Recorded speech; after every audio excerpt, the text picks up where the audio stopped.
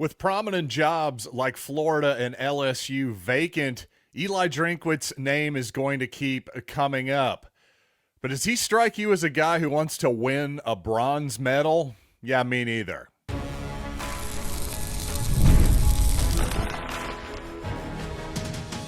You are Locked On Mizzou, your daily podcast on the Missouri Tigers. Part of the Locked On Podcast Network, your team every day.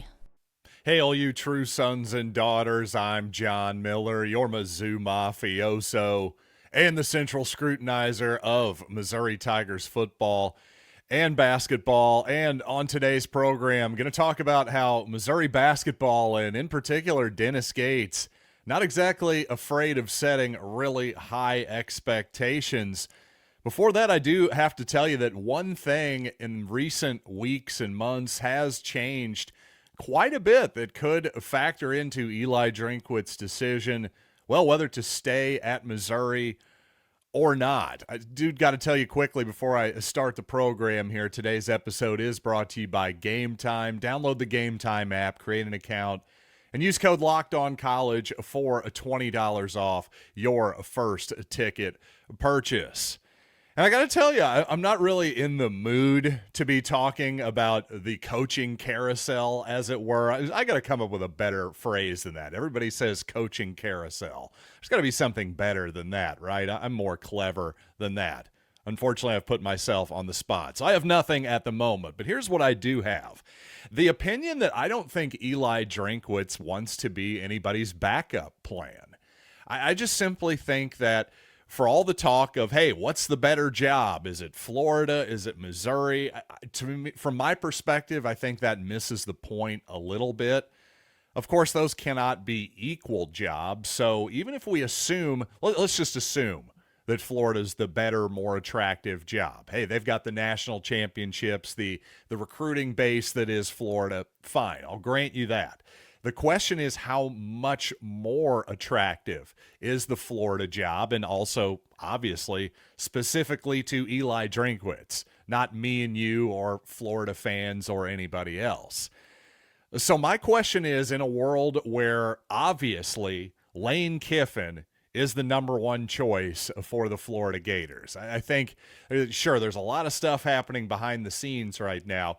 I feel pretty comfortable in making that declaration. And I don't think it's a huge stretch even to think that LSU, which its head coaching job just opened up, well, just a couple days ago with Brian Kelly's official firing, it wouldn't be exactly a huge stretch to say that Lane Kiffin is probably LSU's first choice as well. And there's a whole bunch of names being bandied about throughout college football, including USC's Lincoln Riley, who may be willing to be on the move again for the right price, for example. So clearly when it comes to Florida and LSU, for example, if LSU puts on the full court press and decides that Eli Drinkwitz is their number one guy, I'd be really, really nervous.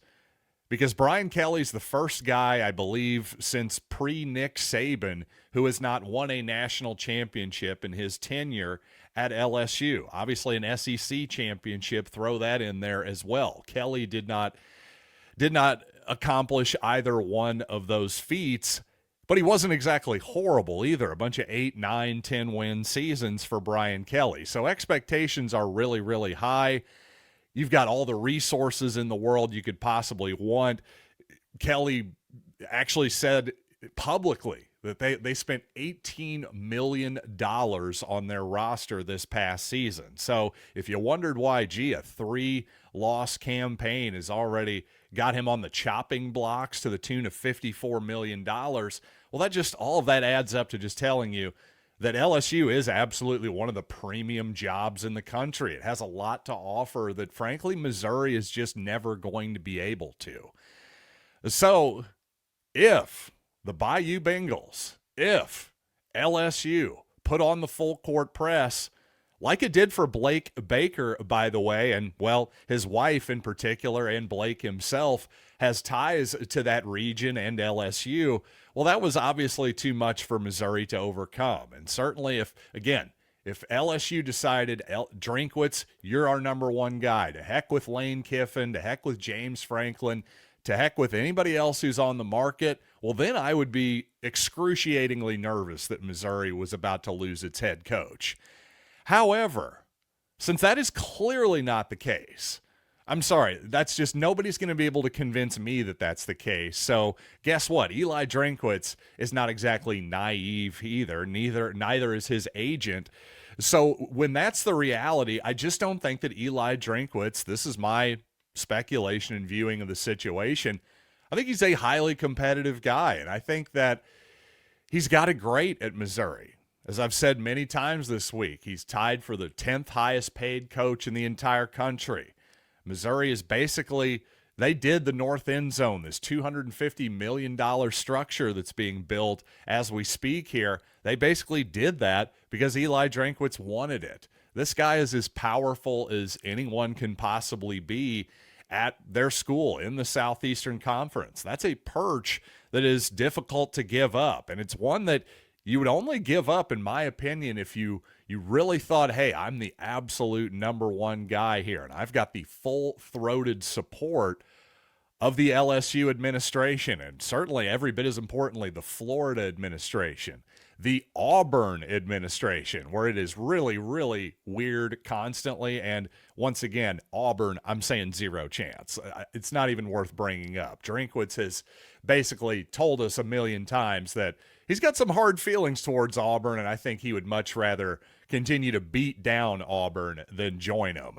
That's for darn sure. So while LSU or Florida would obviously be a tempting and certainly a flattering offer for any coach beyond just, hey, do I want to be the bronze medalist here? Do I want to be the backup plan for another school? Is that enough to tempt me off my perch at the University of Missouri? For me, it wouldn't be. You'd have to ask Eli Drinkwitz and pump him full of sodium pentothal and read his mind.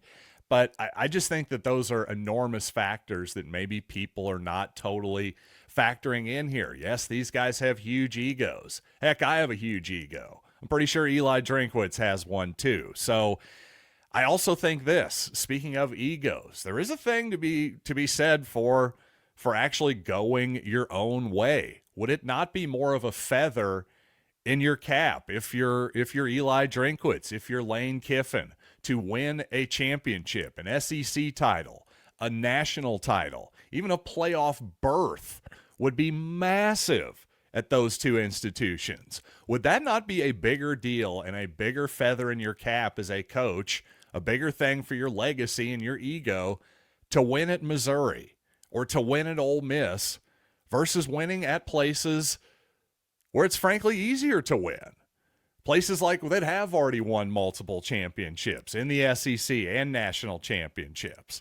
Really, I find it a little bit ironic that Kevin Durant, for example, the amount of crap that he took, fairly or unfairly, no matter what your perspective is on it, I've noticed there's a lot of SEC people out there who are sort of elitists when it comes to places like LSU and Florida, and almost think that Lane Kiffin or Eli Drinkwitz would be foolish not to go to a place like LSU or Florida simply because of all of those advantages. Well, when Kevin Durant decides, hey, I'd like to go to Golden State, well, he's a loser. What an idiot. He's soft, all of that stuff.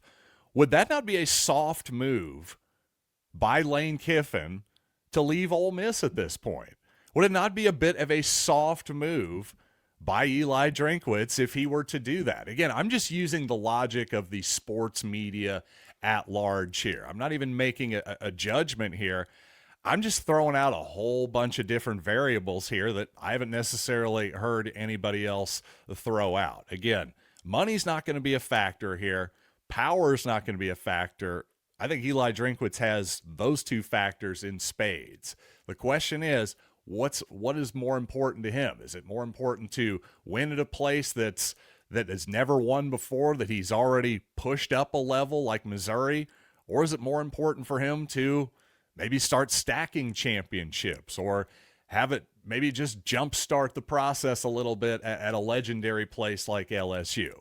Frankly, only Eli Drinkwitz can answer that question. And at the moment, well, it's what everybody else is talking about, so I guess I have to join the fray. But since it is a bye week, I'll talk about it. But I'm definitely excited to get back to football really quickly.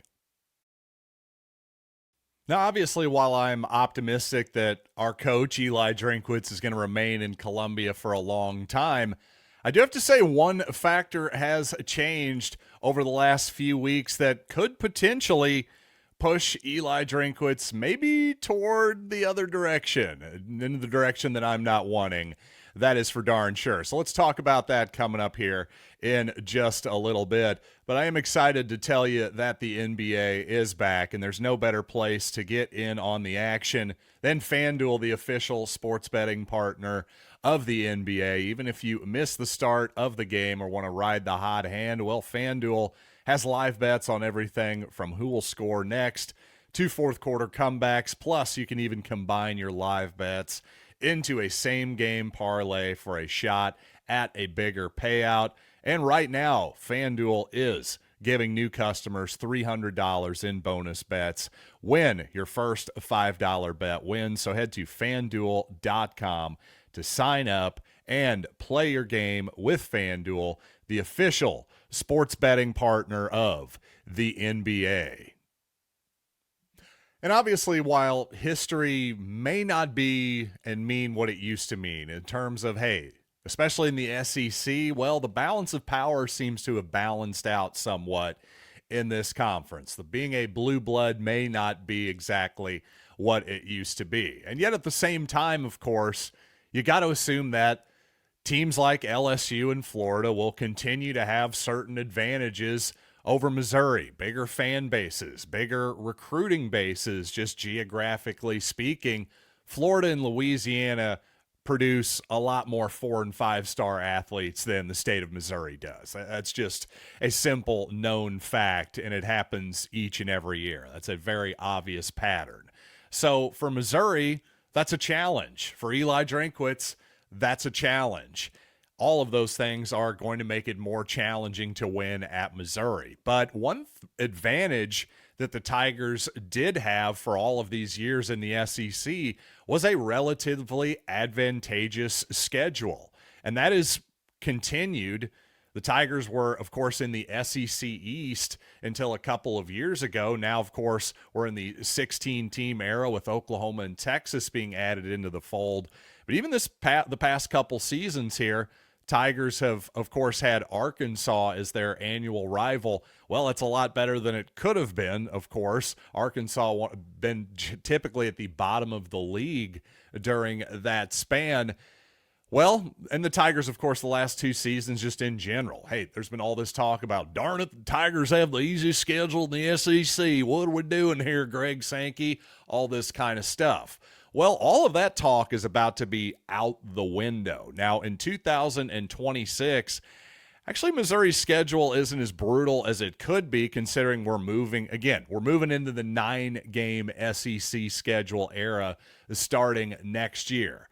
And considering how bad it could have been, well, in 2026, I don't think it's the absolute worst schedule in the world.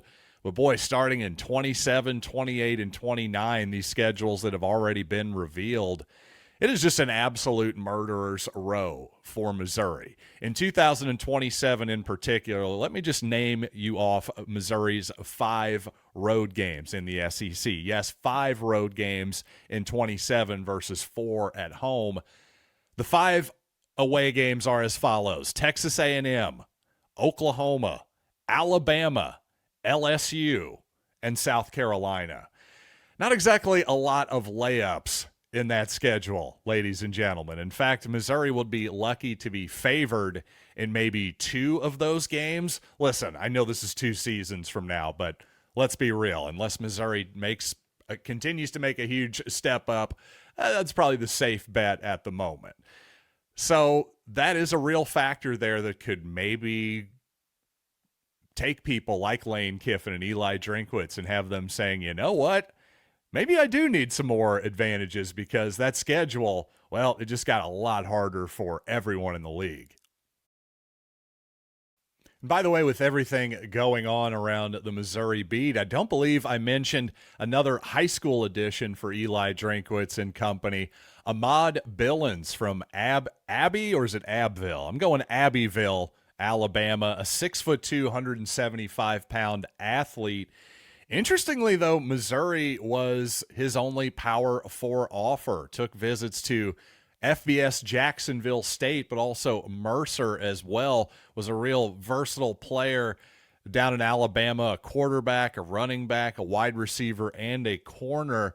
But it looks like Missouri is taking him as a defensive back. So at 6'2", well, he sort of fits the trend here of SEC defensive backs in particular, seeming to getting taller and taller in order to match those receivers that are often 6'3", 6'4", even 6'5" these days as well. So Ahmod Billins, obviously way off the radar for a guy who Missouri is signing here, but sometimes those are the most interesting prospects to me. Let's see what happens of young Ahmod Billins in the future. And speaking of defensive backs, well, Santana Banner is now basically playing over Jalen Catalon. He's essentially your starter, playing, well, far more snaps than Catalon in the previous game. And, well, interestingly enough, Catalon may have played a dozen snaps or so. He was in on the 80-yard touchdown run by Vanderbilt in that game. And another defensive back note, Drayden Norwood has basically been pushed down to the number 3 role for Missouri in the corner spot as well. I would also say that Toriano Pride probably had his best game, at least this season, for the Tigers. I thought I went on and on about how Missouri was doing a bad job of, well, just keeping their eyes in the backfield too much, I thought, and not rerouting and getting their hands on receivers enough at the line of scrimmage. Well, you know what? I thought Pride did a good job of both of those things. Rerouting the wide receivers and also just, again, avoiding keeping his eyes in the backfield. And to me, that resulted in a really, really excellent game from Pride. Also, Damon Wilson's snaps were down in the game, and you have to wonder if that was about the injury on his interception, that ball that popped up in the air, and he initially looked like he may have fumbled the football on his interception return. Well, for Vanderbilt, it looked like a Vanderbilt player really wrenched his arm back trying to get him to fumble the ball, which the ball was ruled, Wilson, I should say, was ruled down on that play. But you could see Wilson wincing in some pretty obvious pain there, so that'll be something to watch here. Doubt we'll be getting a lot of clarity on injuries this week here with Missouri on a bye, but something certainly to watch there next week. Not only Brett Norfleet's status, but now Damon Wilson as well. And, a couple years ago, Dennis Gates and his staff were saying that they really, really liked their squad in the offseason, and, well, that led to, unfortunately, an 0-19 campaign. And yet, this offseason, Dennis Gates not exactly shying away from any expectations whatsoever. So that's encouraging. And you know what? I also have some suggestions for what I'd like to see Missouri look like this season, especially on the defensive end of the court. So let's get there in just a second.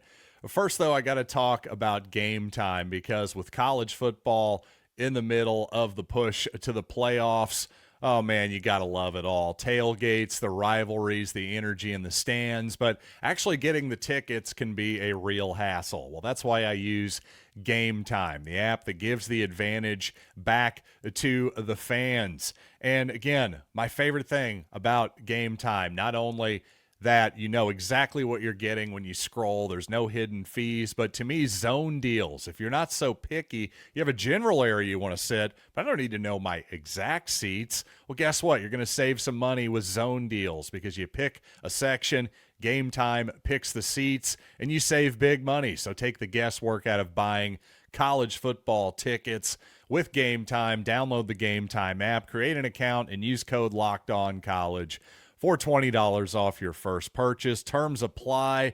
Again, that's promo code LOCKEDONCOLLEGE for $20 off. Swipe, tap, ticket, go. Download Gametime today. A couple weeks ago, when meeting with the press, Dennis Gates was asked, Coach, if this team is going to get where you would like to get this season, and Dennis Gates quickly cut this person off and said, Final Four, national championship. In other words, he's setting the bar as high as he possibly can with this team, as he seems to do every single year. And good for him, I have to say. During the 23-24 season, that winter of 24, when Missouri is, well, right in the middle of its 0-19 campaign, I got to say, I was getting tired of the promo of Dennis Gates in the arena saying, we will raise banners and win championships and all that stuff. But you know what? Last season, guess what happened? Missouri bounced back in a huge way, made the tournament, had a really fun team, and yes, fizzled out in a really disappointing way against Drake in the first round last season. So offensively, though, even though Missouri was really bad in that game against Drake, I got to say I have no real notes for Dennis. I think he and his staff know exactly what they're doing there. But defensively, to me, just from what little I've obviously seen from this team so far this year, one exhibition game against Kansas State, this team is so freaking long and tall at every position on the court. I just simply would like to see us gamble a lot less often defensively this season. Pack the paint, protect the rim, don't overhelp on dribble drives or anything like that, and especially don't overhelp when teams throw the ball into the post. For the love of God, make them go one-on-one and score in the post. That's one of my absolute pet peeves for almost every team in college basketball. Why do we always have to double team the post? If you see that coming as a postman, it's almost always a kick out for a wide open three. In every other context, we're trying to eliminate the three-point shot in 2025-26. But somehow when the ball goes into the low post, we're going, oh my God, we got to panic and double team him. Well, if you're Missouri, you've got plenty of size. And to me, the statistics, the analytics play says, let the guy go one-on-one and try to score. Use your big Sean Phillips, Trent Burns, Mark Mitchell arms and put them up in the air and make them score over the top of you. Same thing if you're Anthony Robinson and T.O. Barrett on a drive to the basket. Keep those guys in front of you and make them score one-on-one. And by the way, also just as importantly, do not foul as much as possible. I have to say, everything I've said there, though, while it may make sense to you, it makes sense to me, a pretty dramatic departure for how Dennis Gates' teams have played defense here at Missouri. They're much more apt to be aggressive, jump out in passing lanes, double team, all that kind of stuff. And don't get me wrong, there are times to do all of that. And hey, if a guy gets trapped in his own corner and you want to double that, by all means. That's a place where a double team is often really, really effective for just about anybody, especially with a team with as much length and size that Missouri has this season. But to me, because of that length and size, again, I just don't want to see as many double teams, as much leaning for steals and getting out of lanes, because that'll hurt Missouri rebounding the ball defensively too, which, again, because this team is so long and athletic, Sean Phillips, my goodness, in particular, this should be a good defensive rebounding team. As long as we can stay in our lanes, not get out, not let the defense just get warped all the time so we're in scramble mode and not in good position to block off our man and get a rebound. I just think this has the potential to be the best defensive team of the Dennis Gates era if we play it right. So, or maybe they'll just play it how they've always played it and we'll lead the league forcing turnovers. We'll see what happens. But regardless, I'm feeling pretty optimistic about Missouri basketball at the moment. And you know what? Feeling relatively optimistic about the Matt Zoller's run here at the end of the season as well. Tell me what you're thinking. Hit me in the comments as always. At Locked On Mizzou anywhere on social media. And of course, hey, tell a fellow true son or daughter about the show. I would surely appreciate it. So until next time, I am John Miller. Thanks for listening to Locked On Mizzou.